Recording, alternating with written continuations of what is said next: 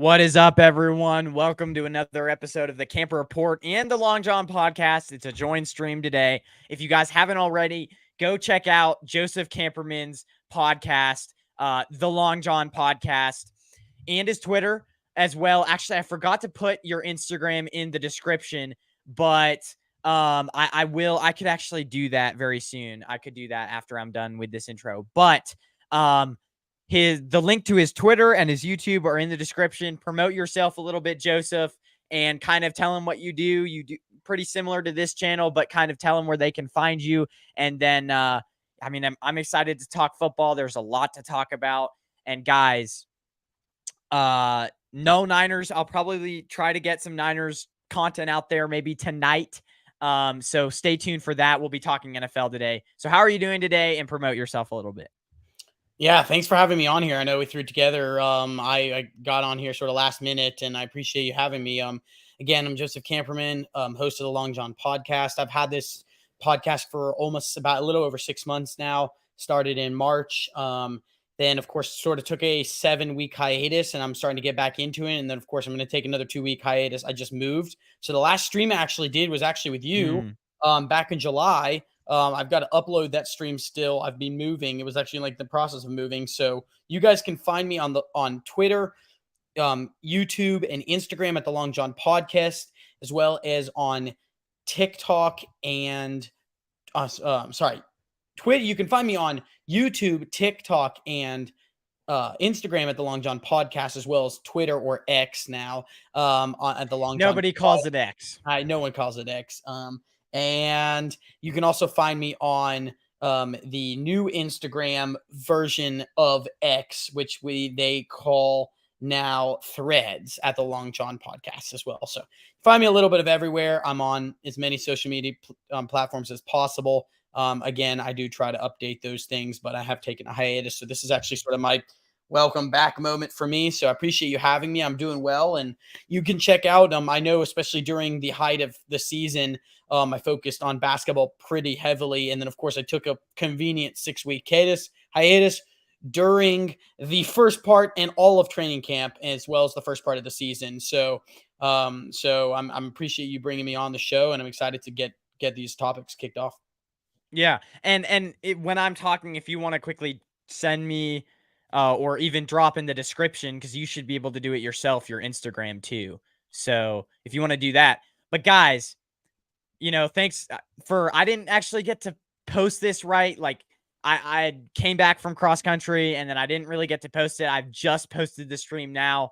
So for you guys who are loyal supporters who are already in here, thank you, because I didn't even post it. So obviously you guys have my notification bell on, and that's the only way you know that this is live right now. So thanks for the support.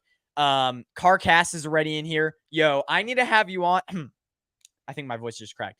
I need to have you on, but we'll figure out a day. I'll hit you up on Twitter. And then 49ers throwback. I don't know if I've ever seen you in the chat. So thanks for coming in. By the way, guys, I got the new drip. It's Purdy time right here, plus the new hat. I think you guys have seen that. So going to be a good Niners season. But let's not quickly. Let's get into the NFL topics. I mean, there's a lot to talk about. And the first one we have to get to is the hype real surrounding the Cowboys this season, and what are some concerns you still have? We've gone at length about these two, about the Cowboys. And my thing is like their defense is so dominant that the offense really hasn't had to do much. Their offensive line health is still, in my opinion, a concern. I believe they've actually been struggling with that a little bit. And I don't know. I think later on in the season, when the defense most likely will maybe take a step down because of, as the season goes along, teams start to get more film and start to maybe figure out some of the weaknesses that the Cowboys do have. As that goes along, I think the Cowboys, especially closer to the playoffs, the Cowboys are going to have to rely a little bit more on their offense to make some plays. And that's where I kind of get concerned, because can the Cowboys offense do that? I don't know. Dak is the same Dak that the thing that I don't get is, like, why does everyone say, Dak is back, the Cowboys are so good, Dak top 10 quarterback, he's a Super Bowl quarter, like, that's what ESPN has been saying. But Dak hasn't turned a corner. It's the same head coach. Dak is far past the point where he can actually develop anymore. It is the same Dak Prescott. I just don't get it. I really don't get it. So this is probably going to be a very biased opinion on both of our sides, but what's your thought on this? Well, it's easy for me to come at it from a biased standpoint. Dak's a great guy. Can't stand the dude because he plays for the Cowboys. From a quality standpoint, they've got a good leader, in my opinion. They've got a guy that's going to lead the team. The problem with Dak that I have is, I'm a big Kirk Cousins hater. If anybody dislikes Kirk Cousins, it's this guy right here.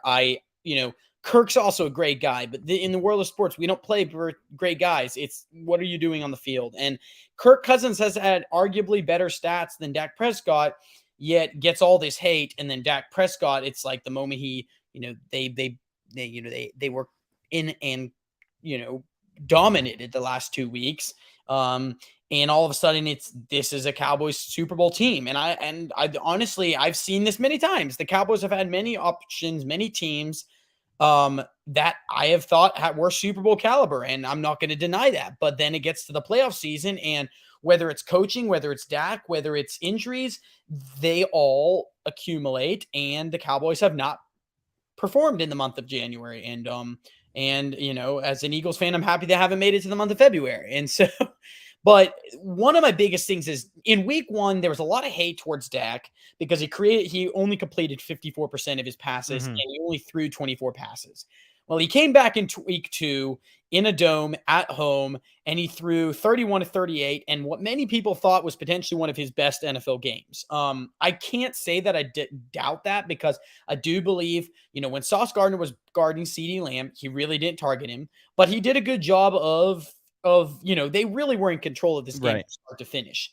Now, the question is, am I concerned? Yeah, absolutely. Zach Martin and their guard, I have it here, Chuma Edoga, or however you say it, last name. Zach Martin left with a left ankle injury, didn't return. I've not exactly gotten an update yet on that. It sounds like he probably could have played if it was a tight game. And Edoga was replaced by TJ Bass just before the start of the second half. It looks like Edoga's injury could be worse, but he was starting for the injured guard Tyler Smith, who missed his second consecutive game. They do have a banged up O-line. My biggest question for them is I think it's people are forgetting between the Eagles and the Cowboys. I'm not going to play Mr. Nice Guy. Their schedules are brutal.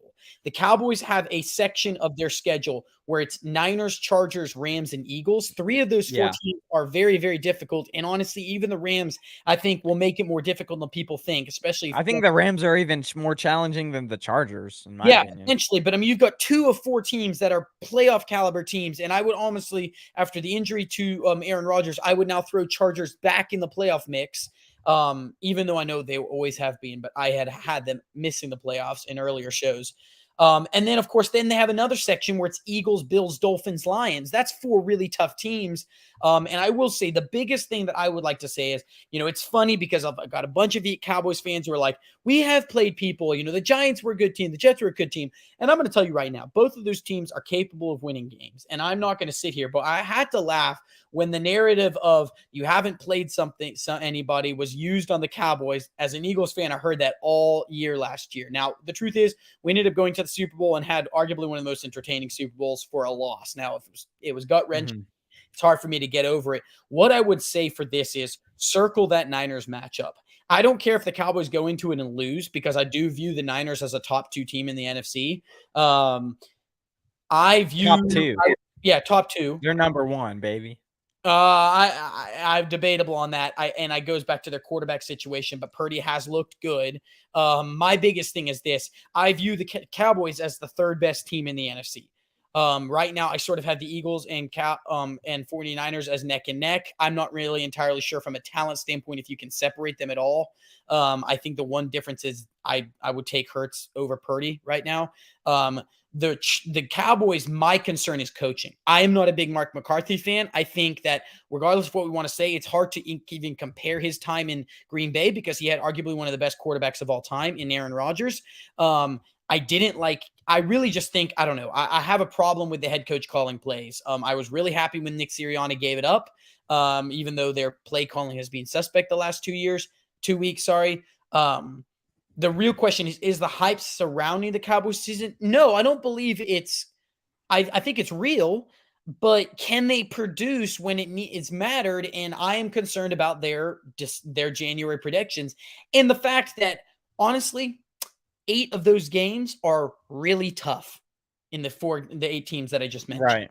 They play 2 division, and that's not even counting the Commanders, who are a stingy team, who I think are going to be sneaky, not good, but just sneaky stingy. I mean, they're coached well most of the time.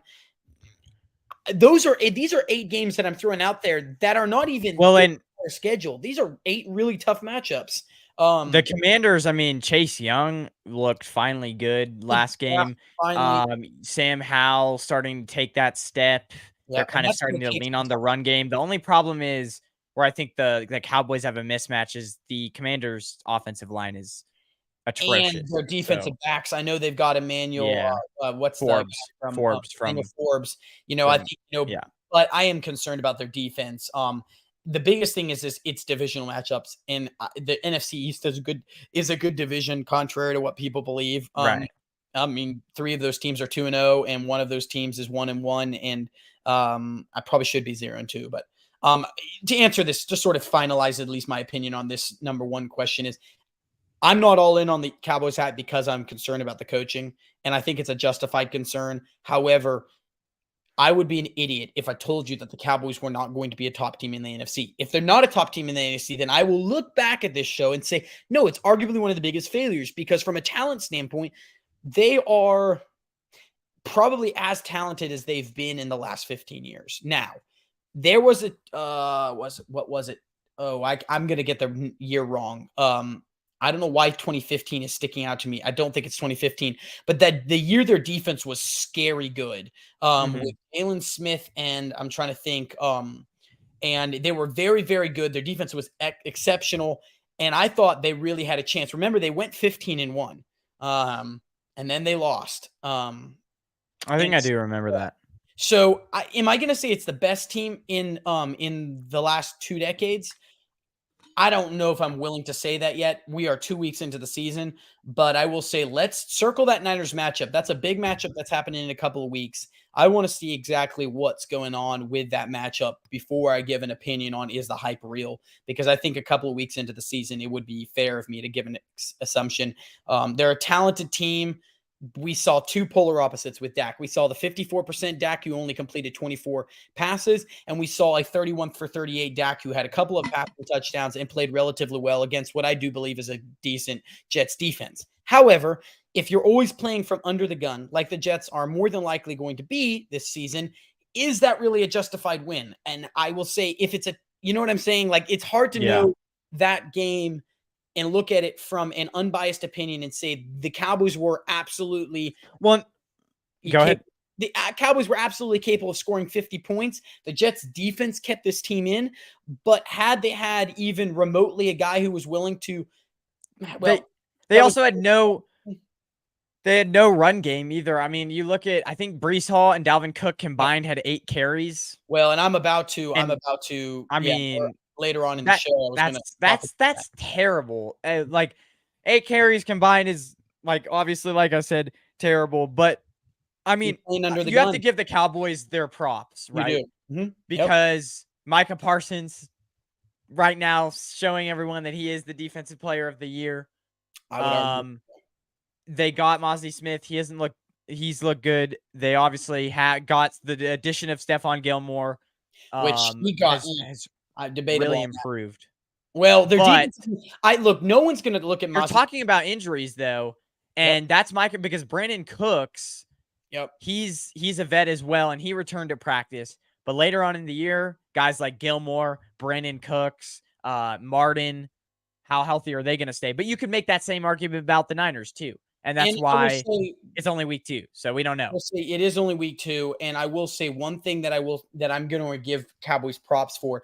I thought the Mozzie Smith addition was a little, I don't know. I wasn't entirely for. I probably would have traded out of the first round and picked him in I the think second they round. made that move to stop the Eagles and Niners from running all over them. No, So exactly. They saw how dominant both of those teams were from a running standpoint in the playoffs, and they said, look, the only way of stopping this is if we solidify our line. But I'll tell you this right now, Mozzie Smith's never going to get the props. But let me tell you right now that I do believe that that defensive line is going to not get the love because of how dominant Micah Parsons is. Just remember about how impressive it is when you have a defensive line that can take the pressure off to where Micah Parsons is not getting double teams and they can use him strategically.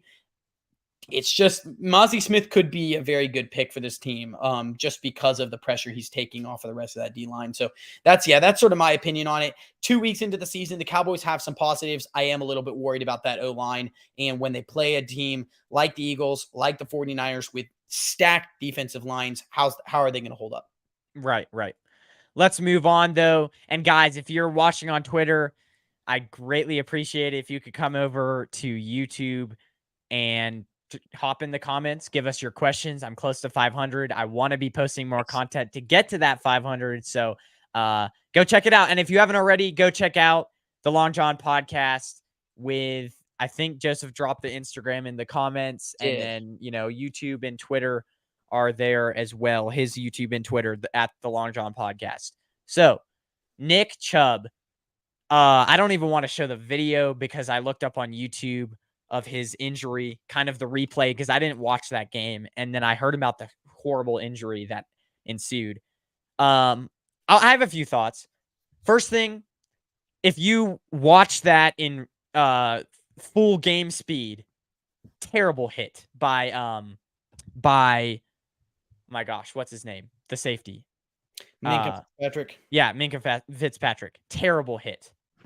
You watch it in full speed, and Nick Chubb is going to the ground, and Minkah Fitzpatrick just comes flying in and just takes out his knee. And that sort of thing kind of happens in the NFL. The 49ers are a very physical team. But I mean, I think that should have been flagged. I know it's a part of the game, but the way he just came flying in and just took out his knees was gruesome. And I mean, the guy's knee literally, like, imagine your knee locked out, right? And then imagine, like, instead of it going 90 degrees in a normal way your knee is supposed to go, imagine it going the other way. That's what apparently a lot of people are saying. This is one of the worst knee injuries that, a running back can have, and he might not even play again. First thing, it's bad for the NFL because he was an exciting player. It kept the Browns relevant. Now I don't think the Browns are relevant. Deshaun Watson, I was like, if he can get back to the level he was at when he left the NFL for a little while because of all those allegations, the Browns are going to be an insane team. But he looks slower. Just his mental looks completely, he doesn't look like the same quarterback he was. Yeah. You can get a lot of ways with Nick Chubb, and you can go a lot of places with Nick Chubb as your running back. Now it's like Jerome Ford is good, but how far will they go? The offensive line already has injury concerns. Their defense, their cornerback, the top cornerback. I mean, their cornerback situation isn't great. I know that the top cornerback, his name is escaping me at the time, but at this time, but he's not. I looked at his PFF grade, and he's like a mid-grade corner. So, I mean, that team has a few spots on it where it's like, I don't know, I'm concerned. And now with Deshaun Watson not looking the same he has, and Nick Chubb obviously getting injured, that just adds to the concern. But my question to you is, what does the Browns offense look like now? And I need to change that. Was the NFL never mind. And were the NFL teams right not to pay running backs? Because I think a lot of NFL GMs were like, this is what could happen if we pay our running back. Let's say we would have paid Nick Chubb $20 million and he just gets injured. So were they right to hold off on Well, paying running backs. first of all, I mean, it's a gruesome injury, and my heart goes out to Nick Chubb because he's been such a consistent player. Unfortunately, I believe it's also on the reconstructed knee from his injury back in college days. Yeah. And Um, guess who injured him back then? It was Emmanuel Mosley. I really? never knew that. Yeah, I Yeah. found that out because I was watching the replay of Okay. his Wow. injury back in college, and it was like, and Emmanuel Mosley goes for the tackle and brings him down. And then Oh, wow. Okay. yeah, So, I mean, the yeah. biggest thing that's difficult with this is, of course, my heart goes out to him because he's a really phenomenal player, good guy. He's been really one of the positives in that offense the last couple of years through a lot of Mhm. ups and downs. Um, the biggest thing with the Browns is their identity is running, and I think that's not going to change because I'm not entirely sure they are truly. It's really weird. The Browns are one of those teams where, on paper, I just don't see them being a threat. But because of the fact that, I mean, let's just be honest here, they scheme well for running backs. Jerome Ford is not going to be a Nick Chubb, and he can't be, and Mhm. he shouldn't be compared. But the combination, and they signed Kareem Hunt today, the Mhm. combination of Kareem Hunt and Jerome Ford, I do think it's going to produce. Now, will it produce Nick Chubb type levels? Probably not. But the RB position is so physical that it's really tough just say we're going to pay you $20 million when we know how many carries you're getting and we know how physical the position is and we know the longevity of a running back. And that's why I don't be surprised if you see running backs take these 1-year high deals and then sort of, try to cash in maybe a couple of times on these 1-year deals, whereas a 3, 4, even 5-year deal is almost out of the question if you're looking at a $80 million guaranteed contract, because no team is going to want to pay you that guaranteed money if the longevity of a running back is Mhm. only 3 years or not even guaranteed. I will say he's been one of the healthiest running backs in the NFL over his span in the NFL. So, this is a freak accident. And of course, it's an awful situation. What I don't like to see on the flip side is teams like the Colts, who I genuinely, out of spite, believe they put JT on the PUP list. And JT's now out for the first 4 weeks when he probably wasn't going to be out for the first 4 weeks. I know he had some issues, but it sounds like they were basically playing the, well, you want to get traded? Well, sucks to be you. And speaking of traded running backs, right before we hopped on the show, it's announced that Cam Akers has been traded to the Minnesota Vikings. And Interesting. so Cam Akers and Alexander That makes Madison now. sense though. It does, because Alexander Madison just hasn't been good the last 2 weeks. Um, What was the price? I'm looking because so much news has been happening. Really? Well, yeah, like the Bears facility got raided by the Bears coach stepped down. His house got raided by the FBI. We don't know exactly why. So there's been a few Wait, really? I thought it was their offensive coordinator. um It was he's the no the defensive coordinator, Alex defensive coordinator. Williams. Yeah, that's what I thought because I saw that too.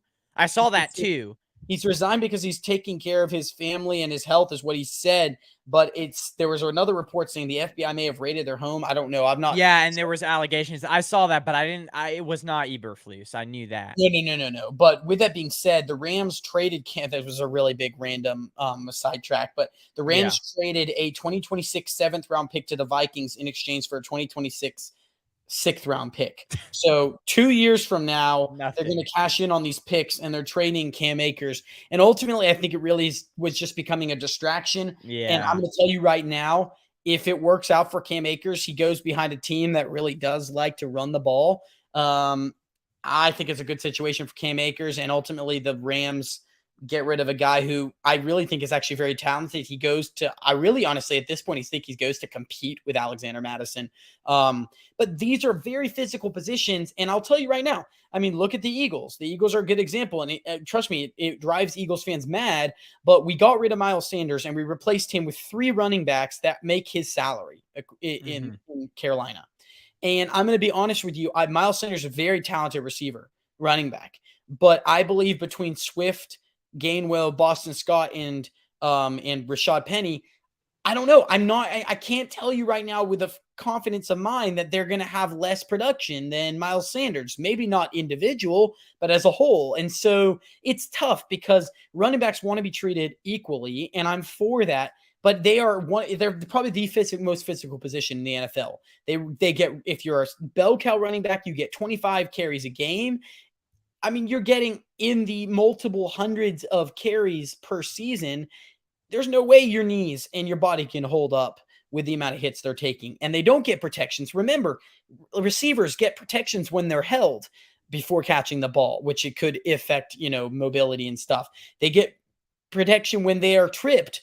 Whereas, okay, running backs get protection maybe when they're tripped, but if someone grabs onto a jersey, as long as it's not a horse collar, running backs don't get many protections that other other Right. positions get. It's a physical group. So to answer the question, were the NFL teams right not to pay running backs?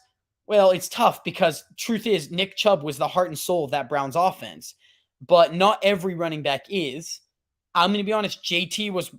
Jonathan Taylor was one of the best running backs in the NFL and was a heart and soul of the Colts offense. And I'll be honest with you, Zach Moss has looked not bad. Mm-hmm. I don't know. Let the action speak for yourself. If the team can't run the ball to save their lives, maybe you were one of their valuable players. Right. Until then, if I were Jonathan Taylor, I mean, I guess, are you trying to reset the market? There's one person in particular I think could potentially reset the market, and that's Bijan Robinson right now, just because of how talented he's looked the first 2 weeks. But here's the deal: even with him, look what happened with Saquon Barkley. Yeah, First, that's it was true. really beneficial, and now the dude's not being able to stay healthy. And I know it's Yeah. unfair but look at Saquon Well, Barkley. and here's the thing.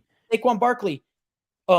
If you compare Daniel Jones' stats with and without Saquon Barkley, night and day difference. So to say that the NFL teams were not right to pay the running backs, in the case of the Giants, I'd say look at your team. The stats prove that without a running back like Saquon Barkley, Daniel Jones is a different QB. So I think it's a case-by-case scenario. For the Giants and the Cowboys, I'd say yes, they should pay the running backs. For some teams like the Eagles, so far, I'm not entirely sure if we're feeling the Miles Sanders departure as much as I hate to say that.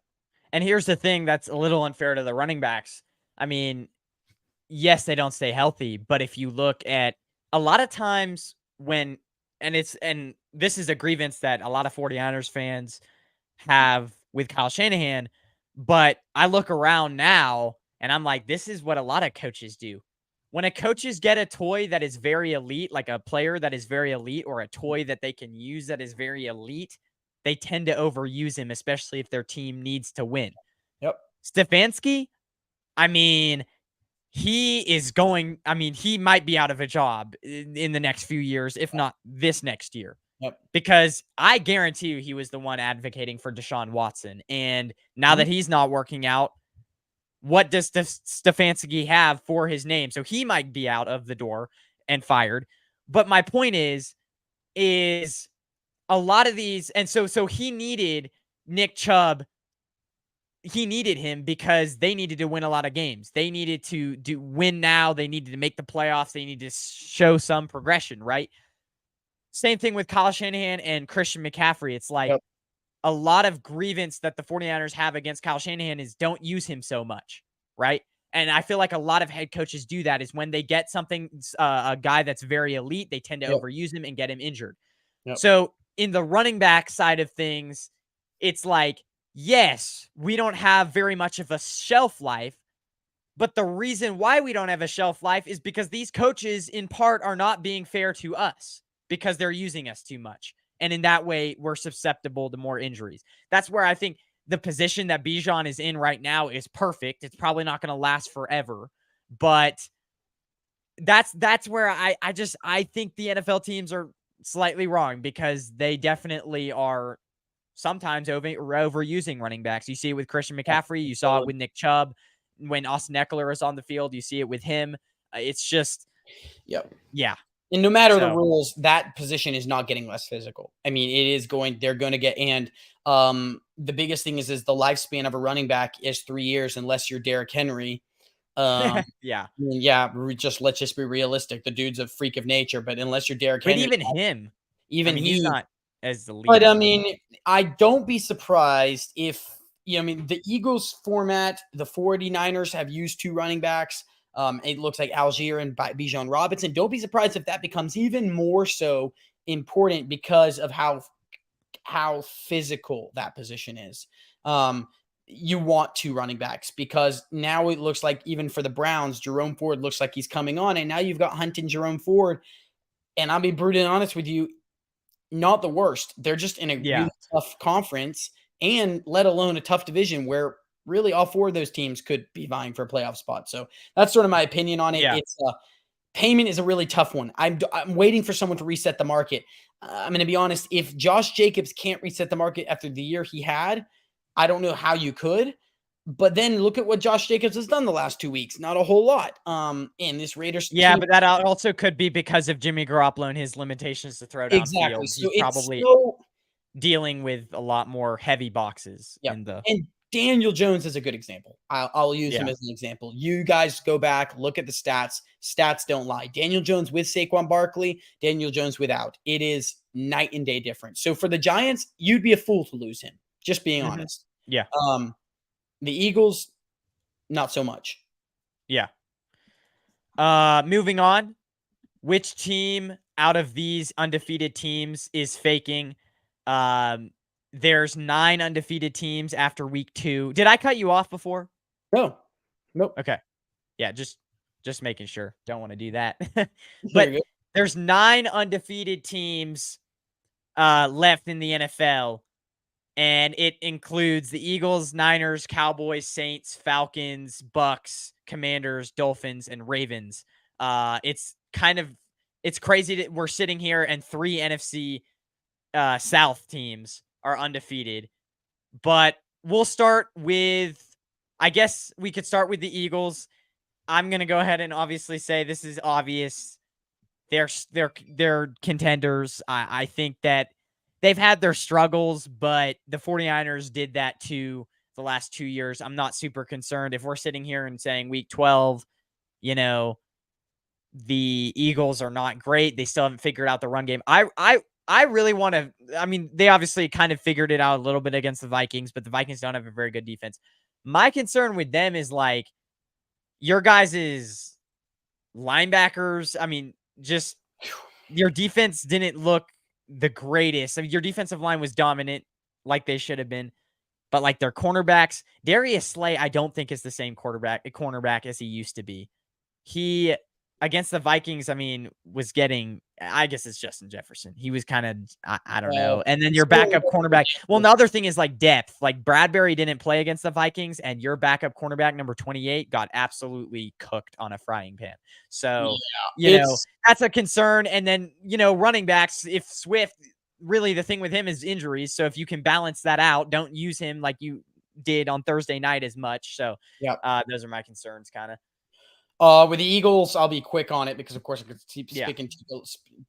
I will say the one thing about the Eagles, and it's going to go back into the final topic. So, but with that being Yeah. said, my concern with the Eagles is right now, their defense was missing starting safety, starting corner, starting slot corner, and starting linebacker. So 4 of Yeah, 11 right. starters were out. 3 of those are hopefully coming back. The linebacker situation has always been an issue for the Eagles. Last year, the Eagles scored. I was very high on TJ Edwards. He was a great running linebacker for them. That he came up sort of through their ranks and was very good for a couple of years. Then he signed a massive contract this year with the Bears. Nakobe Dean was supposed to take that spot, and Nakobe Dean's now on injured reserve, I believe, probably for at least a minimum of 4 weeks, if not longer. So the earliest he's coming back is week 6. Because he was put on injured reserve last week.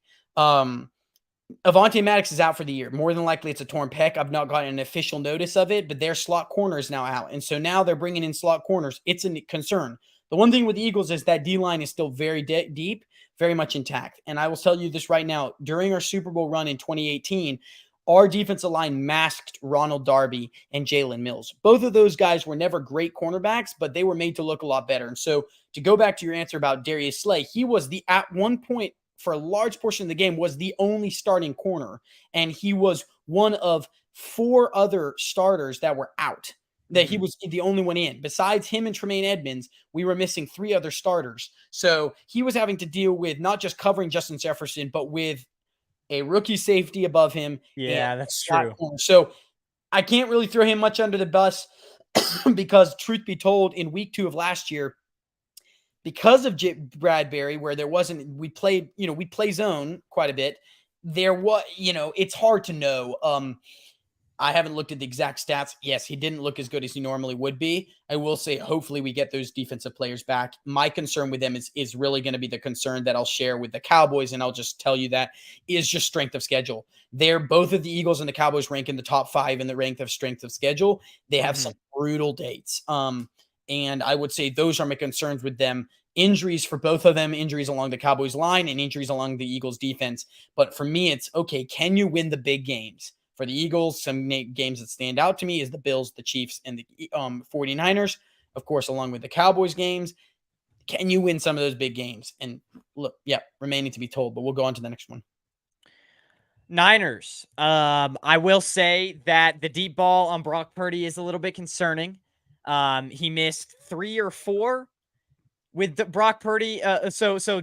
Brock Purdy missed 3 or 4 like passes past, I think it was 20 yards, 25 yards past that area. Missed all 4 of them, or 3 of them. But Kyle Shanahan has the confidence in Brock Purdy. Brock Purdy, we got to remember, has only started 9 games now, 8, 9, maybe 8 to 10 games now. And he's going to get better at that deep ball. He really is. I think, yes, he doesn't have the arm strength, but he's going to continue to work on that accuracy. It's still super early in the season. And for right now, he's close to elite on every single other level. He doesn't get flustered like Jimmy Garoppolo does. He's a good scrambler, good game manager. He's going to get slightly, I think, better at the deep ball. I mean, he's, like I said, Jimmy Garoppolo wasn't good at the deep ball his whole entire career, and he started games, and he never improved with the 49ers. Brock Purdy will improve. I know that. So Niners, I think their quarterback situation is going to look better and better as the year goes on because he's going to continue to get better. He's only a second-year player, and I mean, man, the Niners are contenders all the way. That should be no. Now, I do want to see the right tackle get better, but yeah, that's another story. So that's my biggest thing for them is O-line. That right tackle situation, I really think is going to get exposed. The question is how much of Brock Purdy's injury is affecting his deep ball throwing. I'm not sure. Well, that's the other thing. He's going to continue to heal. So yeah, well, potentially, unless he's continuing to sort of nag at that arm. Being that he's not been on the injury report, I believe, I would say maybe it is healed. Maybe he's fully healed. Maybe some people just aren't good deep ball throwers. I mean, one thing about the Eagles is Jalen Hurts is a really good deep ball thrower, but even Jalen Hurts in year 3 as a starter, even him, there was one deep ball in particular, which would have resulted in a touchdown. He just didn't step into the play potentially. And that led to it just being a jump ball, which Devontae Smith caught, but still. And so with that being said, for the 49ers, their schedule is a lot easier than the other two. That's one of the reasons why I have them as top 2 in the NFC this year on top of their talent. I'm not worried about talent 49ers. There's no discussion. This is a legit team. Whether they're going to make it far in the playoffs, I think really speaks to what their coaching does to protect their quarterback. You and I have talked about this before. I think Kyle Shanahan has got to recognize the weaknesses he has when you're facing guys like the Cowboys and the Eagles, which they will face both of those guys in the season. How are they going to block those edge rushers on that right side where there's a weak? Because last year, that was the reason why they were having issues, especially in the playoffs, regardless of what anyone wants to say. He's got to make sure he addresses that, whether that's a chip block, whether that's giving Purdy time to make the reads he needs. Because I'll tell you what, if Micah Parsons lights up on that right tackle side, you better hope that you have, some protection on that front. So that'll be my 49ers. Cowboys, I think we've already gone over this. So contenders, we went over this at the beginning of the show. Saints, this is interesting. To me, I'd say Chris Olave is an encouragement, but now with Jamal Williams going out, they're going to get Alvin Kamara next week. But part of me is like their offense in the playoffs or even like close to the end of the year, they're not a very good offensive team. Well, I'm just saying that their coach is a little bit weak offensively. Their defense is actually really good, but I don't know. You mix Derek Carr, who I think is a decent quarterback, with not a great offensive play caller in their head coach. I just don't know how far they can make it with that. I'm going to say They definitely have a really good chance to make the playoffs. I actually have them making the playoffs, but are they a contender? Not necessarily. They might even. I would say that the farthest their ceiling right now is a second round in the playoffs. The divisional round. That is their ceiling. I don't think they're a contender, but I don't know if you could call that faking or not, because I still think they're a great team when they get Alvin Kamara back. So, but it will take for him a few weeks to ramp up. So they have a good defense in a way. I mean, Lattimore has been stellar to start the season. The biggest thing with the Saints that worry me is that they have a very easy schedule. So I think one of the things that I have on my notes is here's divisional matchups will be key. And I know that sounds oxymoron because they are, but I mean that in all seriousness, because 3 of those teams in the divisions are now 2-0. And that, look, regardless of what we want to say about statistics, I don't follow the whole, if you start 0-2, you have this much of a percentage. But what I will say right now is for the Saints, I could see, I mean, ultimately they could literally be a 9-8 team. But if 5 of those games are divisional wins, they're probably making the playoffs, just because I don't think that division really had their ceiling. I don't think is like a 12-win ceiling. I think a lot of those teams are probably, if they're lucky, are going to win 11 games. And I think that'll get you a playoff spot and probably won't get you, well, I don't know. The NFC North is concerning, but probably is not going to get you a third round, but it may get you a fourth seed instead of a third seed. But are the Saints faking it? I'm going to say no because of Derek Carr, because he's still a veteran quarterback. They have a good run coming on in Alvin Kamara in 2 weeks. They've got a good receiver in Olave. They've got a good receiving core in Thomas Olave and Rashid Shaheed. And then their defense is pretty good. They've got some people, Cam Jordan, Marcus Lattimore, a few guys on that team that I think this team is not going to be something that's going to go to the championship round, but I think they'll make it difficult for the team that's visiting them on the road. Yeah. Falcons, another one of those teams where they looked a little interesting in the first half of that game. They made a comeback. They barely beat the Panthers. That's a divisional game, so I don't know how much stock you want to put into that. Their offense looks great. A big part coming into this year, I was talking to a few people. You really don't think it's not great? I mean, you have Bijan. Really? Well, go ahead. They've scored 20-plus points both games, and they scored over 20 points against the Green Bay Packers. I just think that going into this year, a lot of the question mark was how good is that head coach for the Falcons? And he seems like he's creative and doing stuff with Desmond Ridder. Me personally, from what I've watched of Desmond Ridder, I'm not that impressed with him. So what are your thoughts on this? I'm going to say pretenders for now, but that team is looking so talented. If Bijan Robinson stays healthy the whole year, they're going to the playoffs. So I'm going to say pretenders for now, but I mean, for how easy their schedule is, I don't think they're pretenders. But I go back to this is hard. This is tough. Pretenders for me, no doubt about it. And the reason why is because of quarterback situation. Right. The reason why I would say the Saints have an edge. But can't you work around that? That's my thing. You can, but this is where I'd argue is if I had to pick 2 teams, I'd pick the Saints. And it's not because I think the Saints are better. It's because I have more faith in Derek Carr than I do in Desmond Ridder.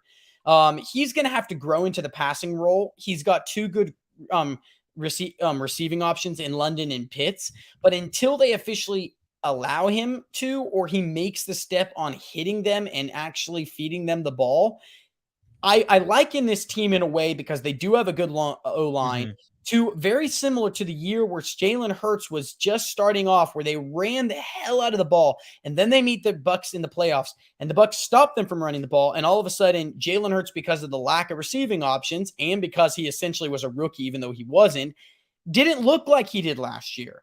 And I sort of likened that to Ridder. Now, the difference between Ridder is, good gosh, I would kill to have London and Pitts as receiving options. They're both really talented. The question is Arthur Smith going to scheme them into the game? Because right now it looks really like majority of runs. And I think that's because they're trying to sort of ease Ridder into the starter role, even though he played games last year. I'm going to call them pretenders just because I'm not sold on them being a team that can actually go in, like it or not about the Packers. I don't entirely know if that Packers team would have lost if they would have had a run like Aaron Well, and Jones. also that's the thing. I'm looking now, and they didn't even have Aaron Jones. They didn't have Christian Watson. So how good was that offense I'm really? going to say So I pretenders. will say contenders. I will say contenders. Contenders. I'm sorry, pretenders. Pretenders. Sorry, pretenders for now. And I don't know. I think Arthur Smith is looking creative, but he gave Bijan Robinson 19 carries. That's not going to be sustainable. Plus, Bijan Robinson had work in the passing game as well. It's just you're going to eventually during the season going to have to find more creative ways before it's too late, before Bijan gets injured, because I don't want to wish it upon him, but eventually he probably will if he continues to get the type of work that he It's is. physical for sure. Yep. The Bucks, I'm going to say pretenders because they played the Vikings. I mean, not a great team, and then they beat up upon the Bears, who I thought was going to be really good, and then Justin Fields is like not really a good passer at all. And I'm actually glad that Kyle Shanahan, we were all saying, why didn't you just draft Justin Fields? I'm so glad that Kyle Shanahan did not draft Justin Fields. He, to me, is looking way worse than I expected him to be. And I'm going to say contenders for the Bucks for sure. I just, Baker Mayfield, that offense has not looked good. And Baker Mayfield is just, I don't think he can lead a playoff team, even though he did lead the Browns that one year. But other than that, I don't know. They haven't looked promising. So he's landed in a good situation with the Bucks because of the talent they do have on O-line with Godwin and on offense with Godwin and Mike Evans. The biggest thing I will say is this Chicago. I actually feel for Justin Fields because I don't like Luke Getsy's, I believe is his name, or their coordinator. I just don't feel like they're really helping Justin Fields. It's sort of like, here, Justin Fields, your quarterback, figure this crap out. With Baker Mayfield, I feel like it's the opposite. They really are helping him. The biggest thing is all three of these teams we just discussed have easy schedules. They do face the Eagles, Bills, Niners, and Lions. I really think it's going to come down to all of these. If they can ace their divisions, they've got a playoff team. But I don't see, even though three of these teams are all in the same division and they're all 2-0, I only see still, in my opinion, one of them representing their division in the playoffs. Because I think the second team is going to come from NFC East. Second team is going to come from NFC West. And then it leaves one more team. And I would almost argue that there's a chance that a third team is coming from the NFC East, if not from the NFC, a second team from the NFC North, in like the Vikings and the Lions. I just don't see. I know the Vikings are 0-2. Don't get me wrong, but I just don't see the Vikings finishing as a worse record than the Bucks, the Panthers, and maybe even the Saints. You know what I'm saying? Like, and the Falcons. Like, I don't see a second team. So for me, if you're the Bucks, your only option, in my opinion, right now is winning the division. And I think that's really tough because I still put them third, if not fourth, on the totem pole. And I can't believe I'm saying I'd put the Panthers ahead of the Bucks. But that's where we disagree. I think the Panthers, Frank Reich hasn't looked good with Bryce Young so far. And 2 weeks into the rookie quarterback. But the receivers is an issue for sure. And then their defense is very good still. I don't know. I'm not sold on the Panthers. I would put them third. I had them as a playoff team. The NFC, I know you did. We did those predictions, and I was like, Joseph, what are you doing? I mean, this is a rebuilding team. I still think the NFC, at the beginning of the year, the NFC seemed like kind of weak, but now it's seeming very stacked. Like, we might like all of these teams, Bucks, Panthers, Falcons, Saints, but one of those teams or even two of those teams are going to miss the playoffs and are going to maybe have 7-8 wins. So they can all be good. But the Commanders, this is another team, easier schedule. They played the Cardinals, barely beat them. And then last week they played the Broncos, and that really they almost shouldn't have even won that game. I will say that I think they need to try to get Jahan Dotson a little bit more involved in the red zone because he does not have a single touchdown, and he was one of their main red zone targets last year. Through 2 games has only had like 9 targets or something like that. It's impressive what they're doing with the run game and how they're utilizing it, and Yeah. they're trying to make it as easy as possible because they know they don't have a good offensive line. Sam Howell, though, is looking good because they're running the ball effectively. Yeah.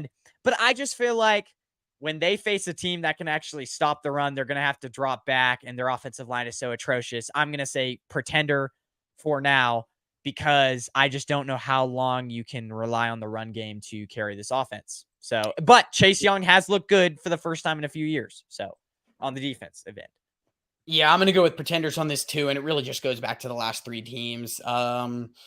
It's a QB situation for this. I think Howell's good, but you've got 7 teams of the 16 teams make the playoffs. I don't believe Howell is going to be one of those. I'm going to be honest with you. I had the Giants as a potential team. They've not looked good. They're 1-1. The win against the Cardinals. Okay, I don't care what anyone says. If you're down 20-7 against a team that I really thought potentially, 28-7. 28-7, you're down 21 points to a team that I know some of those were freak points, but the bottom line is I just don't see the Commanders finishing with a higher schedule than the Giants. And they're 2-0. And I know it sounds crazy, but it's really just 2-0. Yeah. Oh, I think the Giants will with Saquon Barkley now out for the next 2-3 weeks. But the question you have to ask yourself is: are we seriously considering the Commanders as a 10-win team here? I don't know. I don't see that. I know they're 2 no, weeks. probably not. But they are 2-0. I don't think the Giants are either. They're winning the games they're supposed to win, whether we like it or not. Arizona and Denver were 2 games they needed to win, and they beat them.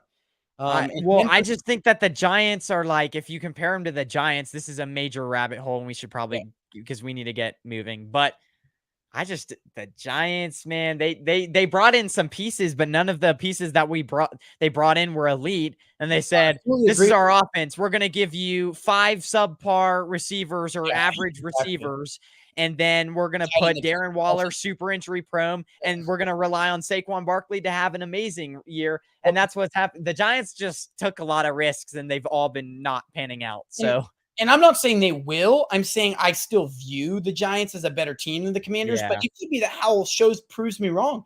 Great, proves me wrong. Maybe they vie for a third playoff. But the biggest thing with the Commanders is they have got to finish with a better schedule than people like the Lions, the Vikings, the Bucks. I don't know. That 7th seed is going to be the most coveted seed. We saw it last year. It's not going to change.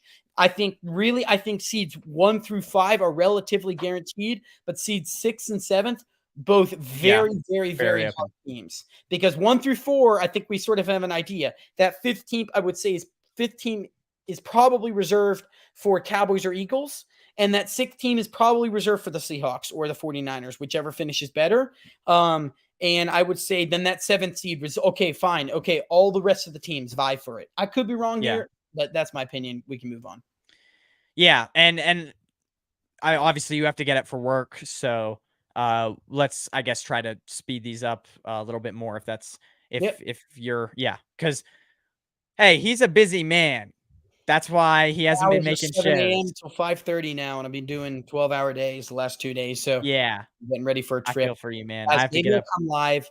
Maybe I will do a brief live video from Ireland. I am traveling there next week, so maybe Hey, fill us in. Oh, yeah. Dolphins, I'm going to go ahead and say contenders. The Dolphins have looked very flexible from both areas. They can go passing a lot.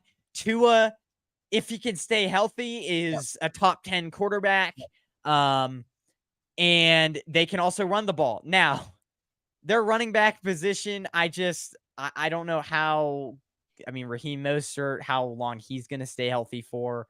They could be a team at the deadline looking to make a trade, or even for Jonathan Taylor. If the Colts play, the Dolphins, I think it's stupid to think, oh, we're going to rely on us, guys in the running back room who last year those guys got injured, and now we're going to rely on them again this year to cover our running back room. So Yeah, I For think it's now, I'd say contenders, but the Dolphins need to do something about their running backs if they're going to stay in this position. So, I agree, fully agree. They played the Chargers and the Pats, and they even though they both were close games, they have a really tough schedule. They pay the Bills twice, the Chiefs, the Ravens, and the Eagles. They also played the Jets twice, but it now looks yeah. like both of those games are probably going to be relatively easier. I will say this for the Dolphins. I do share the concern, but the rich typically get richer. And if I'm the Dolphins and I'm sitting there week 6, right before the trade deadline, and I'm saying, okay, how can we get richer? Give up a flipping second round pick, get Jonathan Taylor, do Yeah, what the you need Niners to do. did it for Christian McCaffrey. He Exactly, saved and their look whole what he would entire do. season. Now, And if he is one of the most yeah, generational running backs of this yeah, generation, and you get him for a second round pick? Are you yeah, kidding me? exactly. Yeah, And and so JT for hasn't even me, had injury issues. Well, not really, but yeah. well, and the biggest thing for me is if you're the Dolphins in Tua shown no sign of injury and you're week 6, hell yeah, go out and get him. Spend that second round pick because the truth is you are the best team in that division right now, in my view. Better than the Bills. The Jets are no longer relevant. Yeah. Chiefs are looking shaky. Like the Dolphins have a chance to get number 1 seed if they can keep going down this route. Yes, further that. And, even if Tua misses a game or two with injury, if you can build up enough wins, you may need to coast into that game without even having to worry Mhm. about it. But yes, I concern is running backs. Other than that, they've looked really good, but they've been tight games. The Chargers and the Pats have both been in it. The New England has both been in these games. Yeah, Yeah. I'm definitely contenders all the way. Okay. So Ravens now, this is the last team in our undefeated team, and then we'll quickly get to week 1 matchups. That should be fun. Stick around for that. We could rapid fire that. But Ravens, I'll say this is surprising to me. I think they're a playoff team, but do I think they're contenders or fakes? I don't think they're fakes, but I also don't think they're contenders because the injuries that they're already starting to see. Yeah, it's concerning. I don't know. But Zay Flowers, really impressive. He was my Mhm. number one wide receiver coming out of the draft. I loved what he did. And I had him going first off the board. He didn't go first off the board, but he absolutely should have gotten first off the board. That's really impressive. But I mean, the injuries are already starting to hit him. Like I said, I'm going to say they're going to be like another first or second round exit. They're not going to stay healthy the whole season.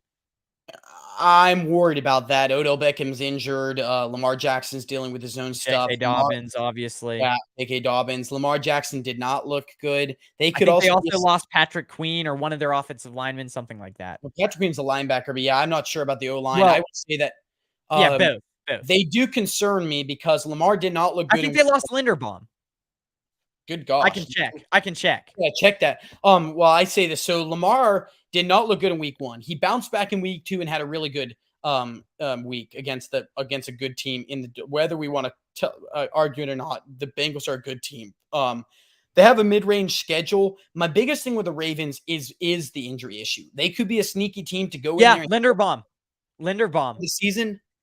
I don't know for how long, but I knew. And then they also Justice Hill, I think, is questionable as well. Yeah, Their running backs. second They running can back. never. They need to just stop using running backs because apparently they can't keep them healthy. And my heart goes out. J.K. Dobbins Yeah, is Linderbaum's week to week. So okay. Well, the bottom line is this: they're dealing with injuries. They're also in a really physical division. I think the Pittsburgh Steelers and the Bengals and the Browns, none of these teams jump out to me as a guy that's going to challenge yeah. some of the better teams. Like right now, I take the Jaguars over all of these teams, not over the Bengals just because of the talent. And Joe Burrow, I think it'd be my best benefit. They need to I know they're 0-2. I'm worried about Joe Burrow's calf injury because I Right. think that they probably, honestly, I laughed and I said, who's laughing now? They could have sat Joe Burrow for the first 2 weeks of the season and that calf would have healed even more, but they rushed him in and now he's got a lingering calf problem. And now I'm like, okay, well, when is he going to get a break? So, Yeah. Ravens, yeah, I'm not going to say they're not pretenders. They're not contenders for deep playoff runs in my view, but I'm going to call them contenders in the fact that I do expect them to be in the playoffs. It is a broad question. I might have done a better job at wording that question because, like, fakes could be missing the playoffs. No, So, I think uh, 3 of the 9 teams, Bucks, or- Commanders, and Falcons, and maybe even throw in the Saints as well. None of those teams I see as teams that are really going to make the playoffs and make yeah. noise. But playoffs, season starts new. Anything can happen. Mhm. Depth, coaching are the two biggest things for me in the playoffs that show up. If you don't have depth and if you don't have good coaching, typically those are the reasons why you leads to you with losing bad games. The Eagles happen to have really good coaching depth, and they did well. Same with the Chiefs. Depth, and experience and coaching. Those three, but really those depth and coaching are huge. And I know that's sort of oxymoron because that's always the case, but it's later on in those months when injuries set in, when you have to be really strategic with, okay, I have a backup corner. How am I going to utilize him to the best of my abilities? I know his weaknesses. Some coaches will just throw them out to the flipping wolves and expect them to produce, but depth in Mhm. the later parts of the year typically has to be combated with good coaching to help mask some of the issues. And I know that's another rabbit trail, but that's my Right. opinion. Yeah. Rapid fire picking the biggest games of the week. So We'll start with Saints versus Packers. Um, I believe this is an 11 o'clock game. I actually should probably pull that up now because I had the whole slate here in front of me. Here, I'll pull it up. That is yes. Yes, it is an 11 o'clock game. I'm gonna say here, I'm gonna say Packers get it done. Jordan Love has looked super impressive. And Christian Watson, I'm pretty sure is well, hold on. No. I don't think he's coming back, but I do think they will have AJ Dillon back, not AJ Dillon, Aaron Jones back from what I read. So I'm gonna say Packers here. I think their defense is just too good. What are your and it's also at Lambeau. it's at Lambeau. I'm still going Derek Carr. I'm not sold on Derek Carr, but I think that I like what I've seen from him the last couple of weeks. I'm gonna go Saints barely over the Packers because I like what the defense could do for a mobile quarterback. And I also think that Marcus Lattimore is playing really good. I'm going to go Saints 27-24, really close game. I could even see it being like a 27-26 type of game. Yeah. Falcons versus Lions. This I was looking at this slate of games in the NFL is like there's not like a ton of good ones, but this is one where like the Lions looking to get back, 2-1. Falcons continuing wanting to continue their streak. I'm gonna say this is in Lions Stadium. I'm gonna say Lions here. I just think that they need to bounce back from that Seahawks week, which was so weird. Yeah. And then you also, their offense has looked very good. And I just don't think like the thing with the Lions is can you get pressure on Jared Goff? Yep. I just don't think they can. The Falcons don't Middle have that line. type of pass rush. Jared Goff, when he's able to just sit back and dice up defenses, it's where he's at his best. Yes, they're missing David Montgomery, but I still think with Craig Reynolds and with Jahmyr Gibbs, I think the Lions get this one done because I think offensively, that's what the Falcons have going for them. The Lions can match that offensively. Yep. The Falcons faced a Green Bay team that really didn't have a great offensive unit. So I'm going to say Lions here 30-20. I think they're going to win big. So Yeah, I'm going to go with a team that's really well coached and has a QB that I think is underrated. I mean, he almost broke the streak for the longest amount of passes without an interception week. He did get intercepted, so that streak is now over. Ritter has attempted 50 passes in 2 games. I really think yeah, that the way the Falcons are going to use this, similar to a Baker Mayfield situation with the Browns years ago, where if they can limit it to under 25 passes and win games, they're 2-0. They're going to do that. He had 31 passes, I believe, or 32 passes last week. I don't think he's going to go over 30. Because of that, I'm picking the Lions, and I'm picking 21. I'm picking this really big. I could be wrong. I just think that the Lions can beat you in the air and the run game, and they've got a well, good line. the other key, real quick before we move on, you have Aiden Hutchinson, Yeah, and Caleb McGarry, who, although I like him, not a great pass blocker. Aiden Hutchinson he's been very good this year. has been very good. I knew he was going to do this. He's my guy, Michigan #1 overall pick. Knew he was going to do it. And when you trust Desmond Ritter versus a good Yeah, Lions defensive line, the Lions defense has gotten a lot better. That's another reason why. yep, Patriots I agree. versus Jets, though. This one I'm going to say Patriots. Yep, The Patriots defense is top 5 right now. yep, I don't definitely. think, from what I've watched with them, I don't think their team is as bad as I thought it would be. They have Ramador Stevenson, who looks good as always. And then they also have, Devontae Parker, Hunter Henry, who had a pretty decent game last week as well. I just think that Mac Jones isn't like my favorite, but Zach Wilson isn't either. And I think this is, again, a week that he gets exposed. I think it's going to be close earlier on, but I think the Patriots, this is going to be a very boring game. The Patriots squeak by here 20-17. So I'm going New England here as well. I don't like Zach Wilson. I think he's matured a lot, but New England has been in both of the games that they've lost. So while they are 0-2, weather depending, I think I like New England. Their run game also as well better. Even though they're having injuries on O-line and they're having some stuff that they have to shift around, they really have been in both of these games against two good teams in the Dolphins and the Eagles. It's not their fault that they're facing two teams that literally could be in the Super Bowl this year. Two good teams, and they've been in those games. I'm actually going to go here, and I'm going to make a really bold statement. 12-15. There's not going to be a touchdown. Wow. Okay. Here. I mean, let me just put it this way. Both of these teams have a hard time generating offense. They both have really good defense. They scored.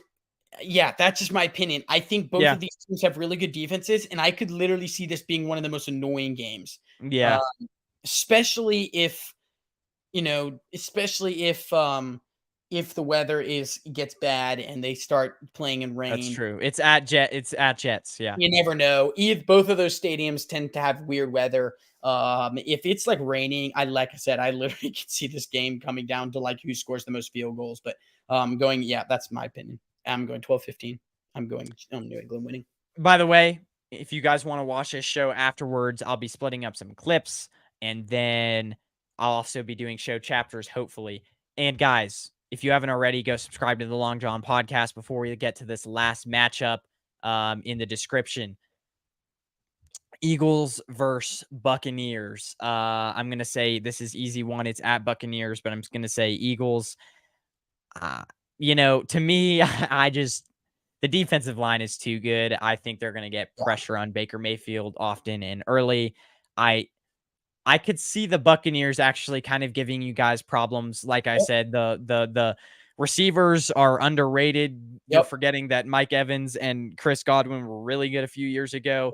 And they still are. And so now I could see them giving you guys problems on defense. I just don't know how good down the stretch the Buccaneers are going to be. I think the Eagles can incorporate. They have more talent. It's an issue. It's the thing to me is like fourth quarter, who has more talent? Who has the wheels to go the distance? You guys can control the ball with the running game. You can pass it with A.J. Brown. I just really worry about how the Bucs can do down the stretch. I'm going to say Eagles, but it's close. I'm going to say Eagles 31-23. Okay. And they squeak it out in the fourth quarter. I don't think the Bucs are going to score much in the fourth quarter, but I think the first half is going to be one hell of a game. This is at Buccaneers once again. So, yeah, I think the Eagles defense is going to expose Mayfield as long as they can get back their starters.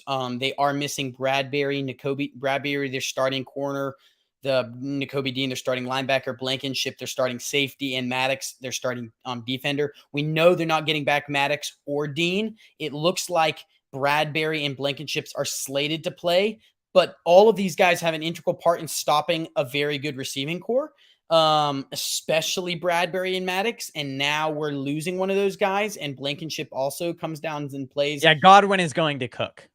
I think they're both going to do well, and I'm actually going to say this right now, and I know I'm going to hear it from the media. We're going to hear it. I'm going to go 30-23. I'm going to go. I think this is going to be I'm going to go. I think this is, or even, no, sorry. I had 30-24 in my mind. I think this is going to be an under touchdown game. And I think what's going to happen is the Eagles are going to win 3 games, and people are going to say, well, you haven't beaten anyone. The bottom line is, it's not that I don't doubt that the Eagles can't win. I think they will.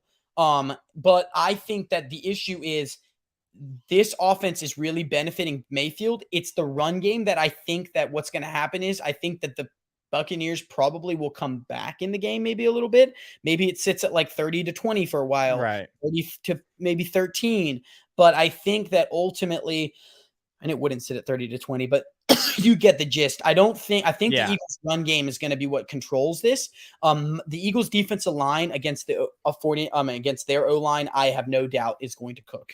my biggest thing is if Baker Mayfield gets rid of the ball quickly and we are still missing some of those starters, I think this is going to be a little bit different, especially if Bradbury doesn't play. If Bradbury and Maddox both don't play, and that would be pretty concerning because Bradbury would be almost it would be 12 days removed from a concussion. So if he's not playing, it means the concussion's pretty bad. Yeah, and we're also missing Gainwell on offense, but it looks like we're getting him back. So yeah, I'm going to go 30-24 here. Yep, that's my opinion. Well, guys, it's been a fun show. We've Yeah. gone over an hour. Thanks for giving us your time, Joseph. Yeah. Again, promote yourself one more time. Yep. Tell them where they can find you on Instagram, on YouTube. I mean, Twitter, you're not on as much, but Instagram and YouTube for sure. So go tell them that. Yeah, so I'm getting back into the swing of things after taking a hiatus. I'm going to really start hitting it towards the middle of October when I get back from my vacation. You can find me on YouTube, on Instagram, and on TikTok at the Long John Podcast, as well as on Twitter and on or X. I'm on Twitter at the Long John Pod. You can also find me on Threads at the Long John Podcast.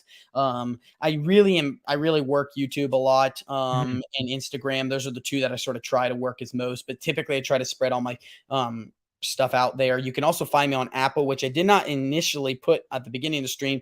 You can find me on Apple and Spotify. Most of these shows end up migrating their way there. So please do check them out. I am going to get that one back up on those live streams. Most of the time you can find them on YouTube before you can find them on those two. So yeah, check me out. And thanks again for having me. This has been really fun, been a good hour and 11 minutes. Yeah, for sure. I was just looking because I'll copy and paste because I did see the Instagram. If you want to go check out his Instagram, it's in the live chat. I will copy and paste it into the description. Guys, it's been a lot of fun. Although we didn't have many comments, we did have people watching this stream. So drop your comments later, maybe after the video.